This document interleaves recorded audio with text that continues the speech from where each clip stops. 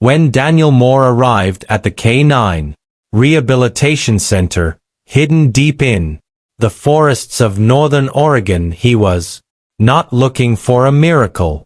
He was a blind former infantry sergeant, 3 years removed from the explosion that had taken his sight and most of his sense of belonging. His white cane tapped softly against the concrete floor as he walked, each step careful, practiced and heavy with memories he never spoke about. The staff expected him to be paired with a calm, obedient guide dog, one trained to lead, to obey, to function. None of them expected him to stop. The sound that made Daniel freeze was not loud at first. It was low, raw, and uneven, a growl layered with something that didn't belong to anger. As he turned his head slightly toward the reinforced kennel at the end of the corridor, the handlers immediately tensed.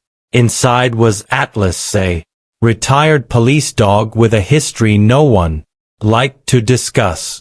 Once a decorated K9, Atlas had become violent and uncontrollable after his handler was killed during a night operation. He had bitten staff, destroyed kennels, and was now kept in isolation, waiting out his days behind steel bars. Daniel listened carefully as the growl faded into heavy breathing. "That dog isn't angry," he said quietly. "He's afraid."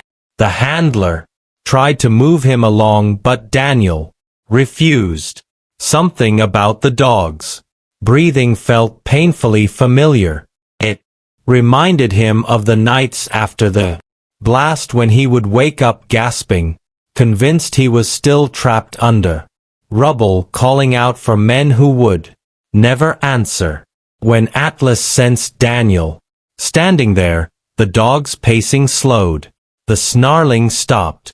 For the first time in over a year, Atlas did not lunge at the sound of human presence. Instead, a broken whine slipped from his throat, so soft it stunned everyone listening. Against protocol and reason, the senior handler made a decision that would change both their lives. The kennel door was opened. Atlas stood rigid as Daniel stepped inside, muscles tight, body trembling between instinct and fear. Daniel knelt slowly, lowering himself to the floor, his hands open, his voice calm despite the pounding of his heart. He spoke not like a trainer, but like someone who understood loss. "I know what it's like to lose the one who kept you grounded," he whispered. "I'm not here to take anything from you." Atlas moved closer, sniffing Daniel's jacket with frantic intensity. The scent of old smoke, metal, and trauma triggered something buried deep inside him. With a shuddering breath, the dog pressed his head against Daniel's shoulder, surrendering in a way no one had ever seen. In that moment, two broken warriors recognized each other. Hours later, disaster struck. A fire tore through the eastern wing of the facility, trapping Atlas behind sealed doors as staff evacuated. From outside, Daniel heard the frantic barking echo through the smoke-filled halls. Without hesitation, he turned back, blind, coughing, guided only by sound.